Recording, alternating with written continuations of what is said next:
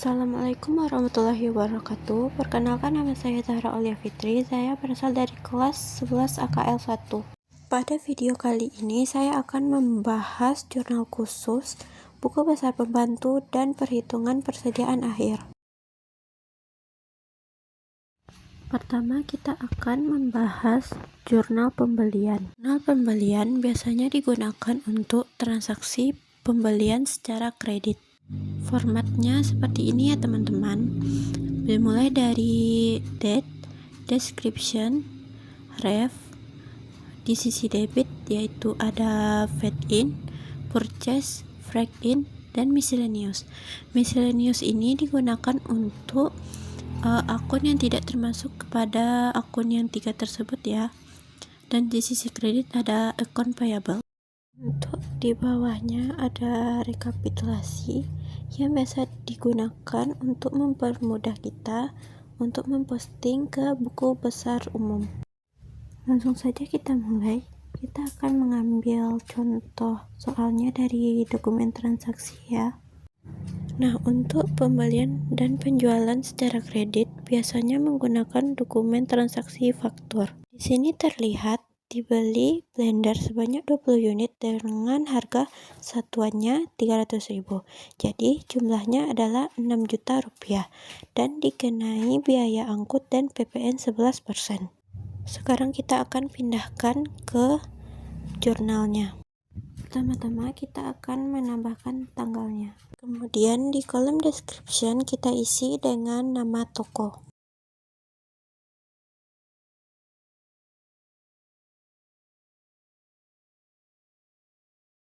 Lalu isi kolom purchase dengan harga pembeliannya ya.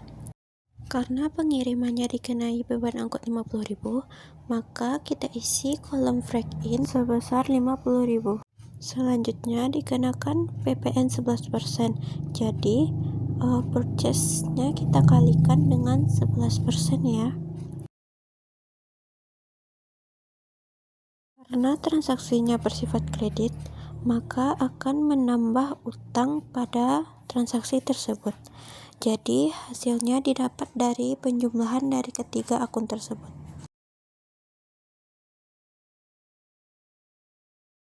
Dan didapat hasilnya 6.710.000 rupiah.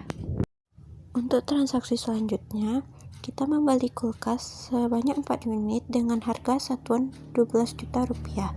Maka jumlahnya adalah 48 juta rupiah dari Toko Jaya dan dikenai biaya angkut dan PPN.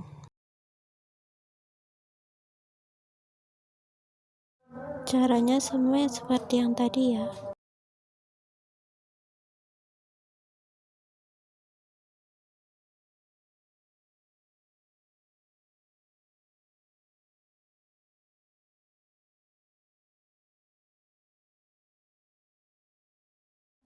Untuk transaksi selanjutnya, kita membeli printer sebanyak 2 unit dengan harga satuan 700.000. Jumlahnya adalah 1.400.000 dan dikenai biaya angkut 50.000 dan PPN 11%. Masukkan tanggalnya terlebih dahulu dan description-nya. Karena pembelian kita bukan termasuk ke dalam barang dagang dan termasuk ke dalam equipment, jadi kita pakai kolom miscellaneous sebesar 1.400.000. Untuk PPN dan beban angkutnya sama seperti tadi ya.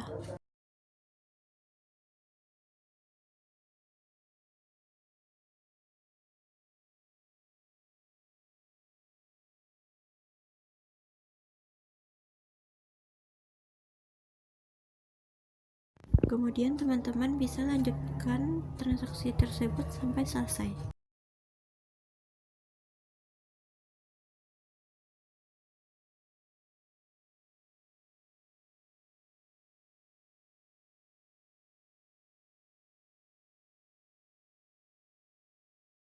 Karena semua transaksi sudah dijurnalkan, maka kita jumlahkan semuanya per akun ya.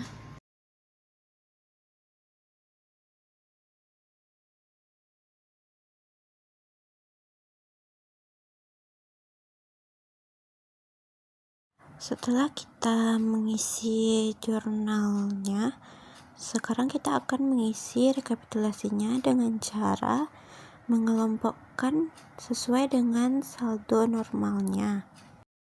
Isi dengan nomor akun dan nominalnya.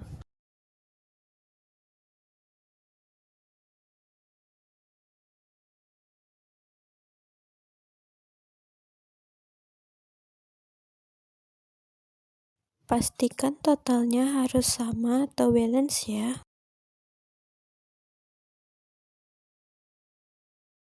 Kita sudah selesai mengisi jurnal pembelian. Sekarang kita akan mengisi jurnal penjualan. Sekarang kita akan membahas tentang jurnal penjualan atau sales journal. Jurnal penjualan adalah jurnal yang berfungsi untuk mencatat semua transaksi yang berhubungan dengan penjualan secara kredit. Formatnya sama dengan sebelumnya, tapi sisi debitnya adalah account receivable dan sisi kreditnya fade out dan sales. Dan di bawahnya juga ada rekapitulasi. Untuk contoh soalnya, kita ambil dari dokumen transaksi. Pada transaksi ini, kita menjual barang kepada toko kue indah. Kita menjual microwave sebanyak 8 unit dengan harga satuan 800.000. Jadi jumlahnya semuanya adalah 6.400.000 dan dikenakan PPN 11%. Langsung saja kita masukkan jurnalnya. Dimulai dari tanggal, description. Untuk description-nya tetap nama toko ya. Karena kita menjual barang dagang, maka penjualan kita bertambah di sisi kredit dan juga dikenakan PPN sebesar 11%. Maka kita kalikan dengan harga penjualan. Karena transaksi kita bersifat kredit, maka akunnya adalah account receivable. Jadi nominalnya adalah hasil penjumlahan dari keduanya. Karena pajak akan menambah piutang, maka kita tambahkan juga ke account receivable. Untuk contoh selanjutnya adalah kita menjual kulkas sebanyak 6 unit dengan harga satuan 12.850.000 dan jumlah semuanya adalah 77.100.000 dan transaksi tersebut dikenakan PPN 11%. Cara pengisiannya sama seperti yang tadi ya teman-teman.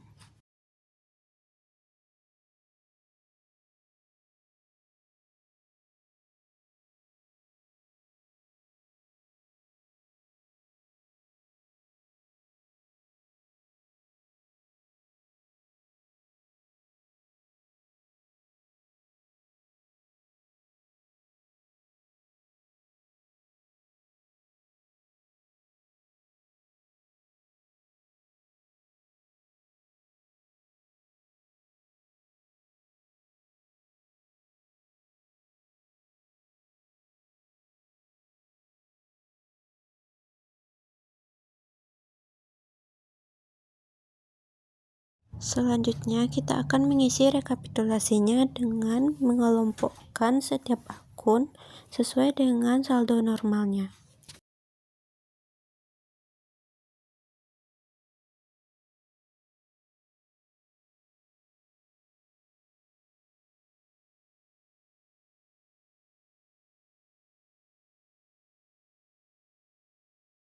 Kita sudah selesai mengisi jurnal penjualan. Sekarang kita akan mengisi jurnal pengeluaran kas. Nah, formatnya seperti ini ya teman-teman. Jurnal pengeluaran kas tersebut adalah jurnal yang digunakan untuk mencatat transaksi pengeluaran kas seperti pembayaran beban, sewa, pembelian secara tunai, pembayaran utang, dan private. Nah, contoh soalnya seperti ini ya. Biasanya penjualan dan pembelian secara tunai menggunakan dokumen nota kontan. Nah, di sini terdapat contoh soal yaitu kita membeli kulkas sebanyak 8 unit dengan harga satuan 12 juta. Jadi kita membelinya secara tunai dan dikenai biaya angkut dan PPN 11% ya. Pertama, kita akan masukkan tanggal dan description dengan nama toko. Kemudian masukkan nominal pembelian tadi. Karena pembelian kita dikenakan PPN 11%, maka kita kalikan dengan 11%. Dan juga dikenakan beban angkut sebesar 50.000. Transaksi kita bersifat tunai, maka lawannya adalah cash. Jadi, cash berkurang di kredit. Nominalnya adalah hasil penjumlahan dari akun tersebut. Contoh kedua, kita membeli kardus sebanyak 100 unit dengan harga satuan 7.000 dan dikenai biaya angkut dan PPN. Untuk caranya sama saja, cuman bedanya nominal pembeliannya kita masukkan ke miscellaneous dengan nama akun Supplies.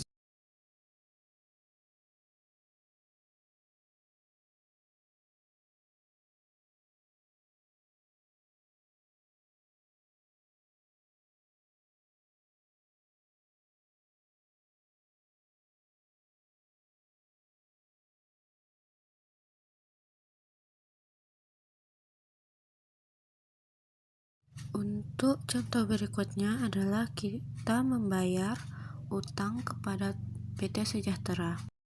Sebelumnya, jika ada retur, maka kurangkan retur dengan utang kita terlebih dahulu. Masukkan nominal utang kita. Karena terminnya masih dalam waktu 10 hari, jadi kita akan mendapatkan diskon 2%. Tidak harus 2% ya teman-teman, termin itu bermacam-macam. Bisa 1%, 2%, atau 5%. Dan untuk transaksi ini menggunakan termin 2/10 dan per 30.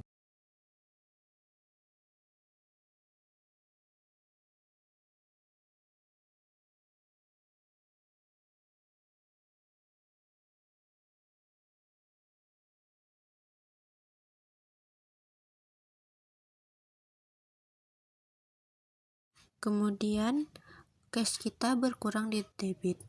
Jadi, karena kita mendapatkan diskon, maka jumlah hutang yang akan kita bayar akan berkurang.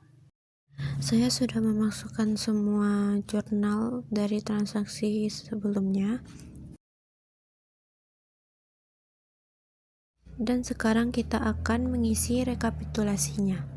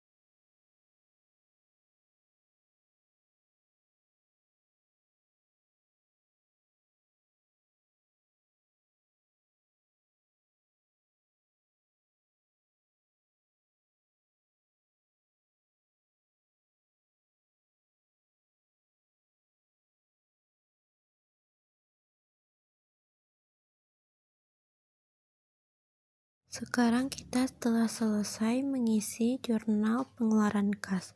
Selanjutnya adalah jurnal penerimaan kas. Selanjutnya kita akan membahas jurnal penerimaan kas. Jurnal penerimaan kas adalah jurnal yang berfungsi untuk mencatat seluruh transaksi yang berhubungan dengan penerimaan kas, seperti penerimaan pendapatan secara tunai, penerimaan tambahan modal, dan penerimaan pinjaman dari bank. Formatnya seperti ini ya teman-teman. Contoh soalnya adalah kita menerima tambahan modal dari Nyonya Zahra sebesar 200 juta. Sekarang kita akan mengisi jurnalnya. Pertama, kita akan mengisi tanggal, description, karena bukan nama toko jadi kita kosongkan saja ya. Jadi cash kita bertambah di debit karena kita menerima uang. Untuk sisi kreditnya, kita masukkan ke miscellaneous, yaitu equity, dengan nominal 200 juta. Untuk contoh selanjutnya adalah penjualan tunai. Dijual microwave sebanyak 10 unit dengan harga satuan 800.000, jumlahnya adalah 8 juta dan dikenakan PPN 11%. Maka jurnalnya adalah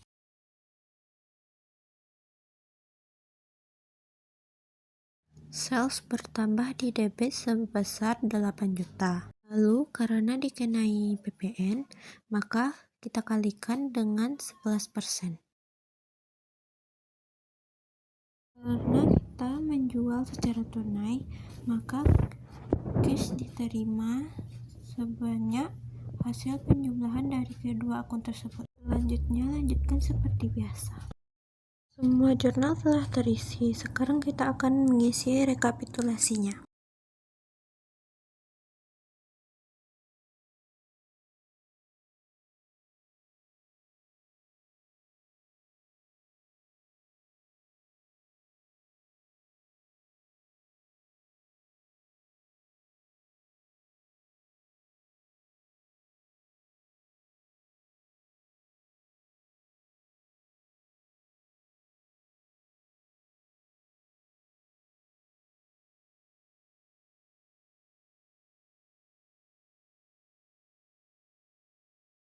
Sekarang kita sudah selesai mengisi jurnal penerimaan kas. Selanjutnya kita akan membahas tentang jurnal umum. Jurnal umum ini berguna untuk transaksi retur. Jadi karena retur tidak ada di jurnal khusus, maka kita masukkan ke jurnal umum saja. Untuk retur ini biasanya digunakan dengan dua nota, yaitu nota debit dan nota kredit. Untuk contoh soalnya, kita mengembalikan 1 unit kulkas kepada Toko Jaya seharga 12 juta dan dikenakan PPN. Untuk jurnalnya adalah karena sebelumnya kita membeli secara tunai, maka akunnya adalah cash bertambah di debit dan purchase return bertambah di kredit. Karena dikenai PPN, maka PPN bertambah di kredit. Kita mengembalikan kulkas sebanyak 1 unit, jadi sebesar 12 juta. Maka purchase return-nya adalah 12 juta. Dan PPN-nya adalah retur dikali 11%. Untuk cash-nya adalah hasil penjumlahan dari dua akun tersebut. Selanjutnya, caranya sama saja dengan transaksi yang lain. Jika transaksi sebelumnya adalah kredit, maka cash-nya diganti saja dengan account payable. Untuk contoh yang kedua adalah nota kredit. Toko Intan mengembalikan 2 unit microwave yang harga satuannya 800.000. Jadi jumlahnya adalah 1.600.000 dan dikenai PPN 10%. Jadi jurnalnya adalah untuk di sisi debit adalah sales return dan PPN keluaran dan cash berkurang di kredit.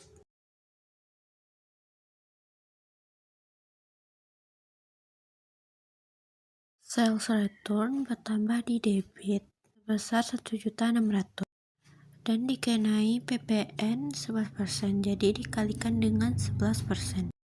Untuk cashnya, cash berkurang di kredit karena kita mengembalikan uang kepada customer, jadi cashnya berkurang. Untuk transaksi selanjutnya, jika transaksinya secara kredit, maka cashnya diganti saja dengan account receivable. Saya sudah memasukkan semua transaksinya. Sekarang kita akan menjumlahkan semua nominal jurnalnya. Pastikan untuk balance ya.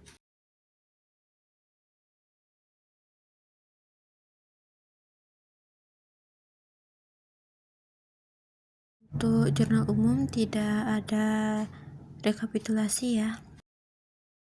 Selanjutnya kita akan bahas buku besar pembantu piutang.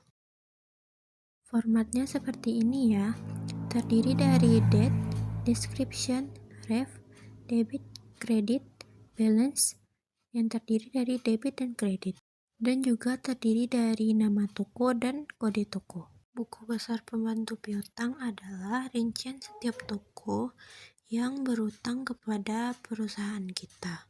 Piutang-piutang tersebut diambil dari jurnal khusus seperti jurnal penjualan dan jurnal penerimaan kas, dan juga bisa dari jurnal umum ya teman-teman. Pertama-tama kita akan mengisi saldo awalnya terlebih dahulu jika ada.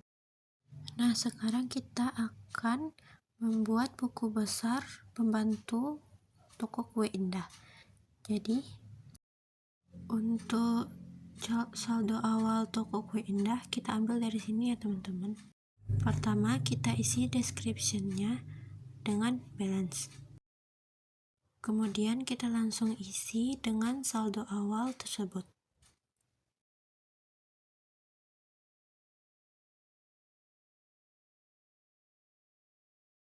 Selanjutnya, kita akan mengambil nominalnya dari jurnal penjualan terlebih dahulu. Pertama, masukkan tanggalnya dan isi description-nya dengan posting. Kemudian, referensinya kita isi dengan nama jurnal. Langsung saja kita ambil nominalnya dari jurnal penjualan. Kita ambil nominalnya yang hanya deskripsinya toko kue indah saja ya. Setelah itu, gunakan saja rumus sederhana seperti ini ya. Untuk referensi saldo awal tadi, kita kasih tanda checklist.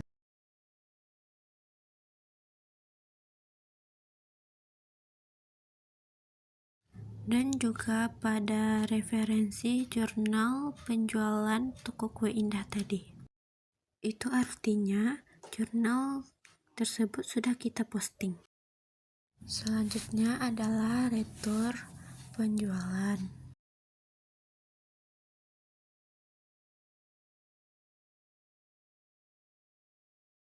Kita ambil dari jurnal umum tadi ya. Kemudian isi nomor akun pada referensi jurnal umum agar sebagai bukti bahwa jurnal tersebut sudah terposting. Kemudian lanjutkan hingga ke toko-toko lainnya. Setelah selesai memposting semuanya, sekarang kita akan mengisi list of account receivable atau daftar saldo piutang. Mengisinya dengan cara mengelompokkan per nama toko dan jumlahkan semuanya.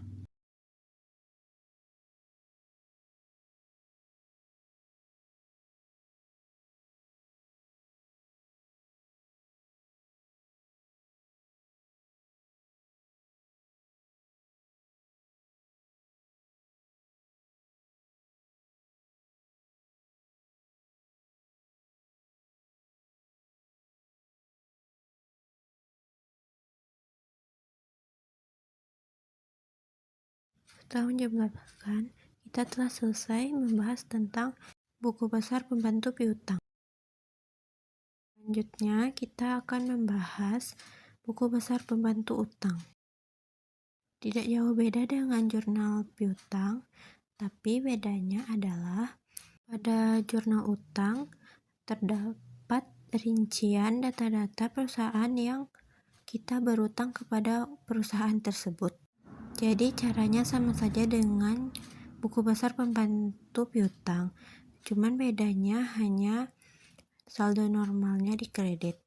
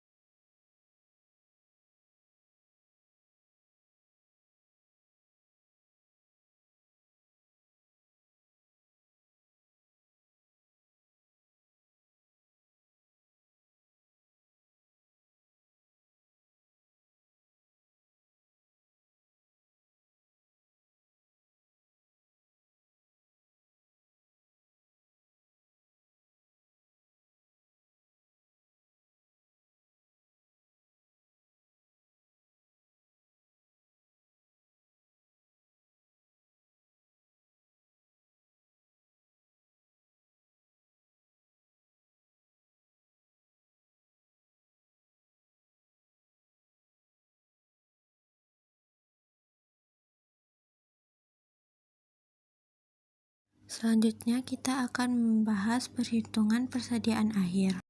Saya sudah mengelompokkan persediaan akhir kulkas dari pembelian dan penjualannya. Untuk perhitungannya, kita menggunakan metode FIFO ya, yaitu first in dan first out. Artinya pertama masuk dan pertama keluar. Jadi setiap pertama kali barang itu masuk, itu akan dijual pertama kali pada perusahaan tersebut.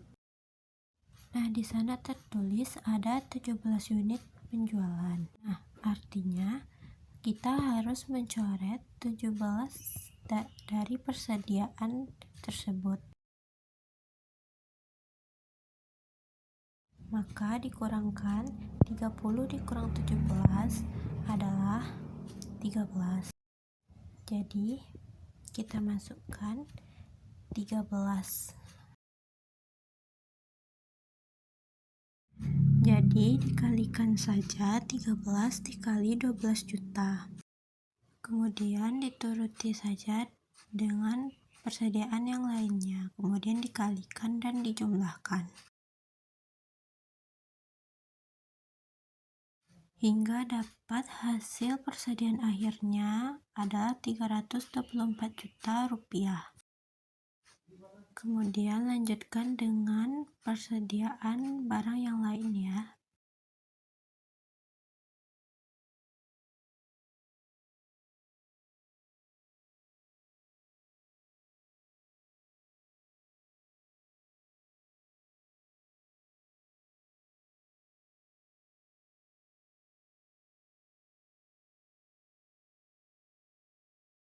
Setelah dihitung semua barang tersebut, dapat hasil 338.600.000 rupiah. Jadi, persediaan akhir pada periode tersebut adalah 338.600.000 rupiah. Sekian penjelasan dari saya. Koreksi jika ada kesalahan